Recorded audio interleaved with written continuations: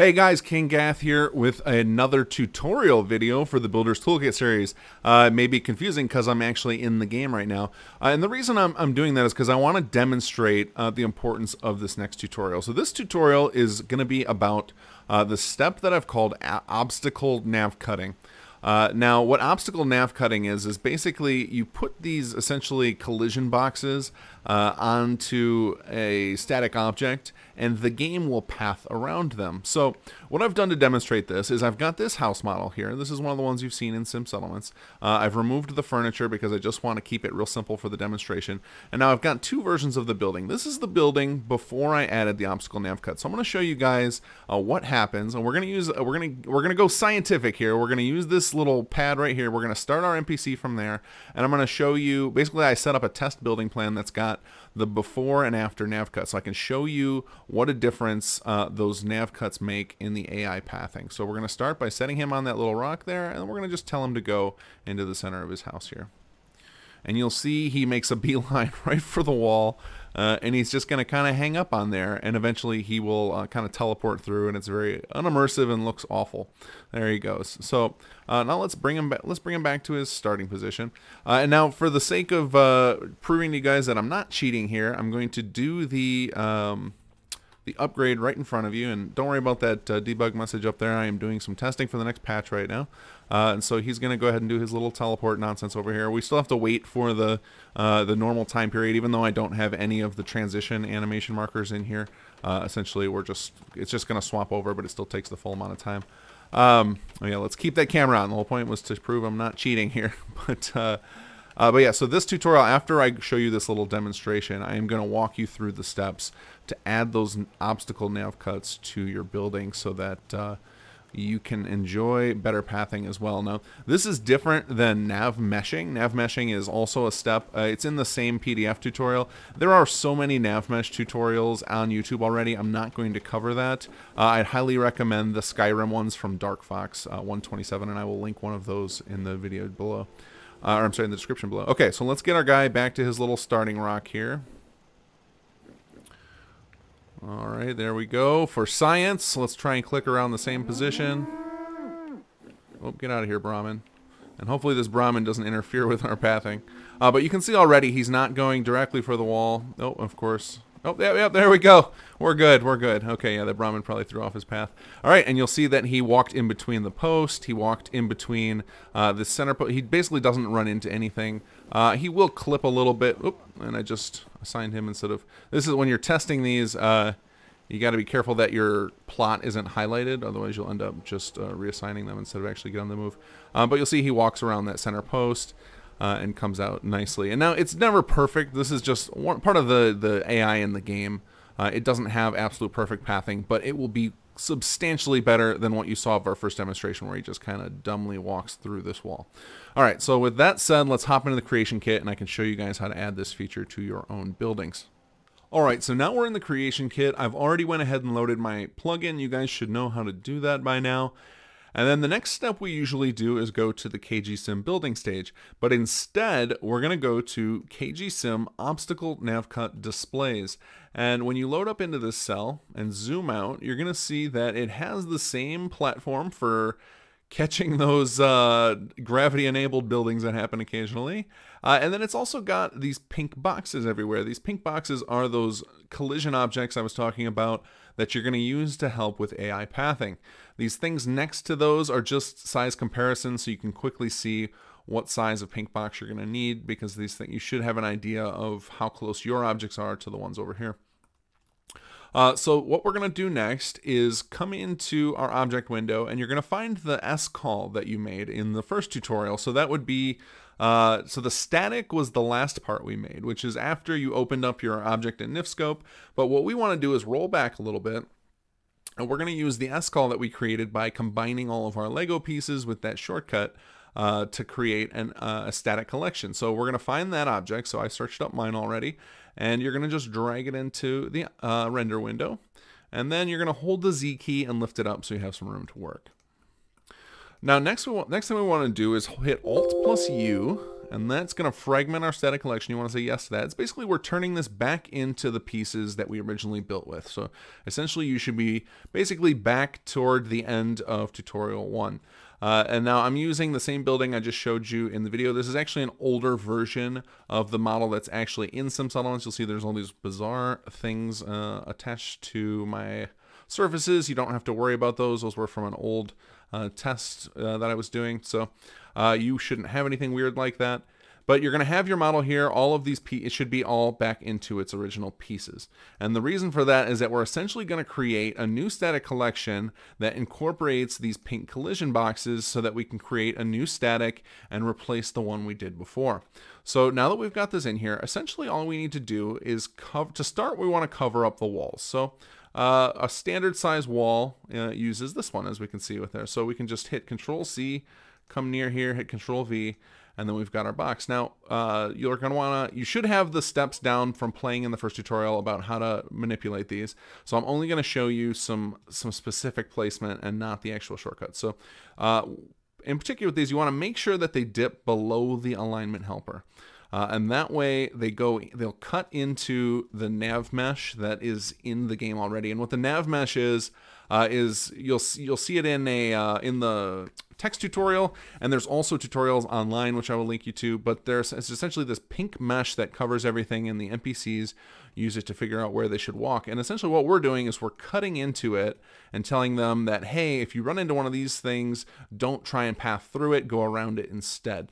And you don't have to be perfect with your alignment. It's just kind of an approximate to get it in that area. The NPCs need a gap of about 64 units in order to walk between these obstacles, and it might be that's a rough, and 64 units approximately is a standard doorway size. So as long as these things don't have a gap as wide as this between them, the NPCs will walk around them, and you don't have to get perfect coverage. So next we've got, let's see, for here we've got a wall and a half, which you'll see I have set up here, one wall plus a half wall. So we'll just grab one of these.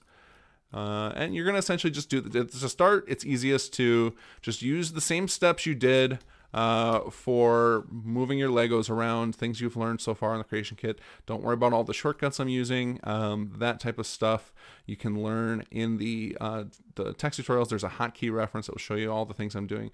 But you're just going around and covering up your walls to start. And now I know that this is also a wall and a half, so I can just use this same one. And they don't have to be perfect. They can overlap, they can have gaps in them. It's all totally fine. This is a very loose process. And you may have to tweak it. It may be that after you bring it into the game and you find your NPCs are still running to the walls, you can come back out and make some adjustments to get it perfect. So I think we're just about done with our walls here. And you're going to want to lean always on the side of less is more. So the fewer of these you can do, the better. And you want to leave, you're better off leaving some space than not leaving some space, because some of these can get very tricky with the NPCs. But this should do it. This should get it so that the NPC can walk through that door comfortably. And essentially what we've done now is told them that all of these walls are not meant to be passed through. Now, if any of you guys are experienced with the creation kit or building for Skyrim or Fallout, you might be wondering, why do we even need these? Why can't we just use the nav mesh? Well, you can use the nav mesh, and I actually encourage you to do both steps. The reason that we have to do this in particular is because by default, when you spawn in an object via a script, which is how Sim Settlements works, it ignores the nav mesh on those objects until after the game is restarted. So the player would have to wait until they closed and reopened the game before your nav mesh would kick in. And these obstacles work in real time, and this is a way that we can get the best of both worlds. This way we'll end up having the nav mesh that will kind of take over after the player loads up next, but in the interim they at least get the nice feel of their buildings actually functioning with your NPCs immediately instead of having to exit the game. Okay, so now that we've got our building covered on the wall side, the next is figuring out what to cover up on the inside.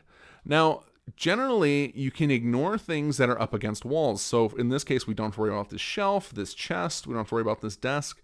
What you do want to worry about are statics that are in between a straight line from the entrance to a piece of furniture that the NPC can use. So that would be things like beds or chairs or any other type of animation marker that you decided to include in your setup. Now, you'll notice that those aren't here, and that's because we did those in the furniture step. Those aren't included in your static collection. So you kind of have to remember where it is that you put them. Now, in this particular model, I know that I have a chair sitting by that desk. And so the NPCs are going to try and make a straight line from here to the desk, and they're going to run into this post, which means that this post is going to need to be covered. And I have a special tiny one here set up just for posts like this. So we're going to go ahead and paste this in here. Now, these are the ones where it really doesn't matter about coverage because the NPCs try and keep a little bit of a gap. So you see that bubble right there? That has nothing to do with this, but we'll use that as an example. That distance, that's about how far the NPCs will stay away from your pink boxes. So you can lean toward going smaller than larger. So with this post here, it doesn't have to be covered perfectly. They will still avoid it because the NPCs leave themselves a nice gap around these collision boxes. So right there, this is perfect for this particular building. We only had one object that's really going to be in the way between a straight line from the door to the object they want to use, and we've got all of our walls covered. So once you've done the same for your building, then you follow the normal steps to recreate your static. So you grab everything here, including these pink boxes, and then you control click your alignment helper and then click it again to make sure it's the very last object. And then you can either right click and hit make static collection, or you can press Alt plus O and bring up the same interface. And Alt plus O is the preferred method because when you use your right mouse button, you can accidentally rotate your objects, which you don't want to do. So we're going to call this navcut demo scall navcut. Now we've got navcut twice in the name, but that was just for the sake of this demo. For yours, you could use a similar naming scheme of the same building name you started with plus scall because we're creating an scall here, and then maybe add navcut to it, and then that will show up over here. Here we go. Sometimes, just as a little trick with the object window, sometimes if you have a filter on and your object doesn't appear, just adding or deleting one letter should refresh this screen. And then as normal, we open up our object here, confirm that the alignment helper is at zeros, and then hit the recreate NIF from data. All right, so after you've hit recreate NIF from data, you're going to go into the directory shown here, which is under Fallout 4 data, meshes, scall, and then the name of your ESP file. And then I'm going to just go ahead and cut this model out of here. I'm going to cut instead of copy because we don't need to keep any of these here. At any time, the creation kit can regenerate them if you need them. And then we're going to go back up to the meshes folder, go into our directory here, and we're going to paste this here. Now, you'll probably have a lot more models if you've been working on this for a while. Because this is just for the tutorials, I only have the models I've been working on most recently. And we actually don't need this guy here.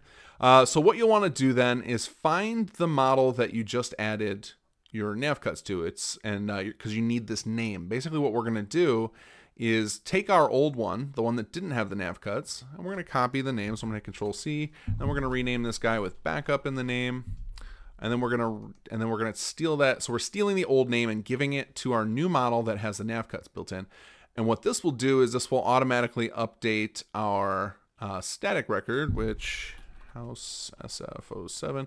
Essentially what that's doing is we're updating this static with the blue. We're updating that record so that it uses our new model. Because we kept the name exactly the same, it will automatically happen. You don't have to do anything else. So next what we're going to do is open our model in NifScope, our new model, the one with the navcuts. Now I have shortcutted this so that I can just double click on my nifs and then it opens up in NifScope, and you can set that up in Windows. It's a nice little handy feature. All right, so you'll see in here we don't have the pink navcuts. It's already going to show you how it's going to look in game. What we need to do now is we're going to skip one of the steps I normally tell you to do, which is to hit save when you enter NifScope. You don't want to do that yet because that tends to erase all of the names that came from the creation kit, but we need those right now. So if you expand your BS fade node here, I'm going to give you a little explanation of how this works. These kind of work like Windows folders, or like, I'm going to use the metaphor of a tree. So this BS fade node is your tree trunk, and then each of the 9 node objects under here are your branches. And then if you expand under there, each of these objects are kind of your twigs. And it keeps going down into finer and finer detail. But we're only concerned with the trunk, the branch, and the twig level right now. So you may have more than me. I only have 2 right here. Depending on the number of objects you had, it can get spread into more of these nodes, and that's fine. But what we want to do is expand each one, and you're looking under this value column. You're looking to see if any of these have the word kgsim obstacle, etc. in them. They'll start out with kgsim obstacle. And so if you don't find it like that, just shrink it back down and go to the next one until you find it. And you'll see that I have these kgsim obstacle navcut. I named all of these like this so that it'll be easy to find them for this step. And that's why it's important that we don't save, because it'll be a real pain in the butt to figure out which are which if they don't have the names. So now in this step, our goal, now that we've found the branch that has these obstacles in it, our goal is to pull these obstacle twigs out of this branch. So here's how we do that. By selecting the branch, and then you come down to the bottom here under block details, there's a section called number of children. Right now it says 8, and that is because there are 8 twigs on this branch. Well, since we want the obstacles separate, what we have to do is figure out how many twigs should be left over at the end. So you just count the ones that don't have obstacles. We've got tracker 03, tracker 02, and physics merge. So there are 3 of them. So we need to change this number of children to 3. So you just double click that, type in your new number, and push enter. And then you're going to double click this green kind of recycle symbol, and you will see up at the top that there are now only 3 twigs on this branch. Now, if you got real lucky, your 3 objects will have stayed there and your obstacles will moved out. That's not common though. Often you're gonna have to do this next step to kind of tweak which twigs will remain on this branch. So to do that, keep your branch selected and then expand the children section here.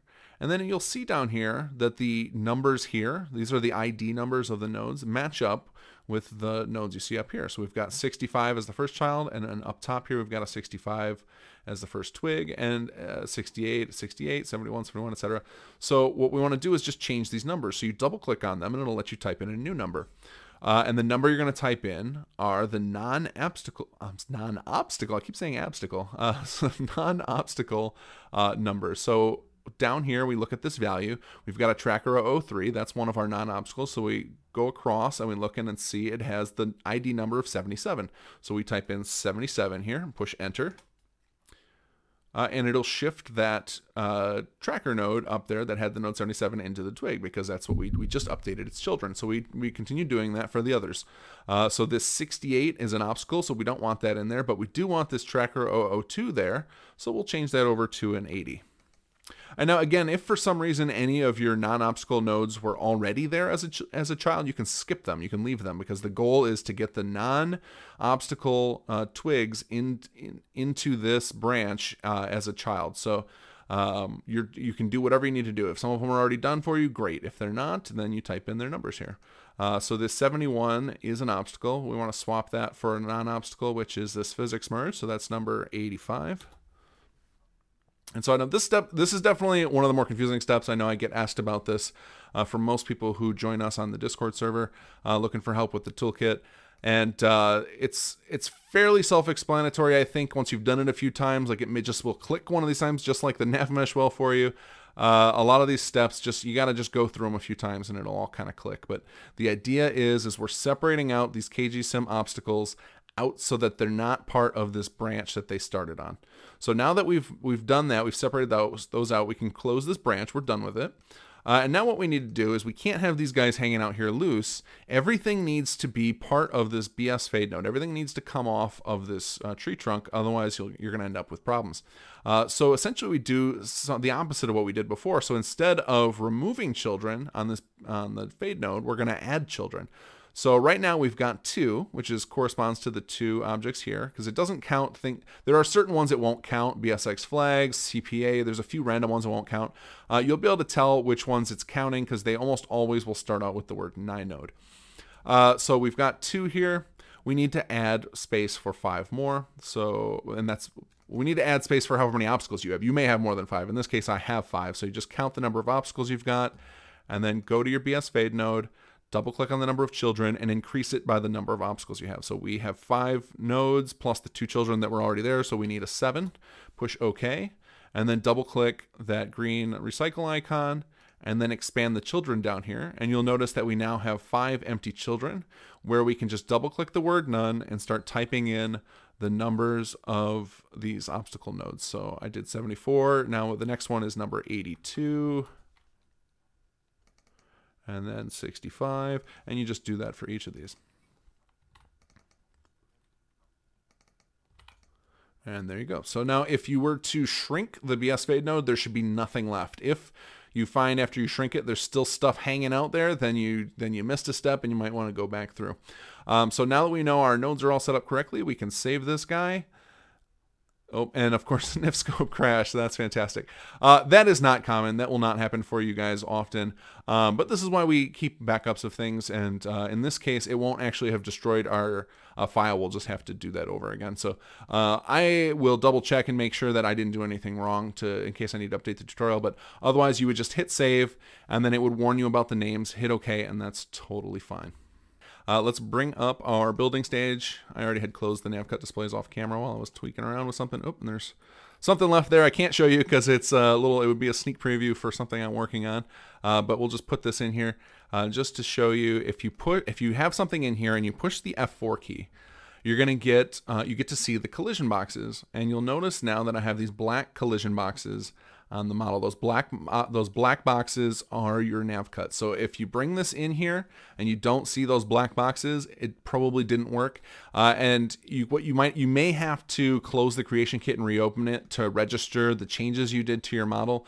But in my experience, it is pretty good about picking up changes to the collision without you having to do anything except maybe push F5, which is a refresh.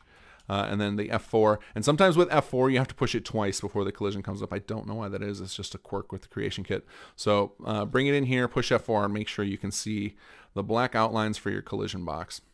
Now that you've confirmed that you've got your collision boxes in, you're going to double click on your static version, and you want to check in this box called obstacle and press OK. Now this is very, very important. If you don't do this, rather than these boxes being determined as things that the NPC should walk around, it does the exact opposite, and they try and walk inside of there. And it's very, very counterintuitive, especially because most of the models don't use this obstacle feature inside of Fallout by default. But I find that essentially by not checking this in, they treat those nav cuts exactly opposite the way you want them to. So make sure you check that box in. And then the final step you end up having to do is the nav mesh, which, like I said, I'm going to link a tutorial for nav meshing. There is one step that's different than what they're going to show you, and that's to get started with a nav mesh. You right click on the static version of your model, so that one with the blue icon, and you choose nav mesh object, and that will bring you into this screen here, which is where you'll do the steps they're going to show you for nav meshing, which is a series of dropping down points and connecting them into triangles. It's very easy once you get the hang of it. The first few times you do it, it'll be real frustrating, and then all of a sudden it'll click, and it's real easy to do. So check out that tutorial for that step. And then you save your mod and you're good to go. All right, so that covers the end of this tutorial. Now I want to cover something else that I think will be useful to any of you guys working on add-ons. If you've been doing so for a while, or if you're fresh to it, be sure that you check out the Builder's Toolkit page periodically. I've added a couple things. One is that I update the toolkit periodically. So far I've been doing it about once a week, and I add new information. I clean up the tutorials, the PDF tutorials. In this particular week's one, there's a special new tutorial in there that shows you how to integrate external assets from other mods. Now, be sure you have permission to do this for any mods you want to use the resources from. But we've already had a lot of mod authors donate their assets to the cause, and I've created an article under Builder's Toolkit. So if you go to the article page and click on this Open Permissions for Sim Settlement Add-on Development link, it has a bunch of links to various add-ons and mod authors who've given us open permission to use their assets.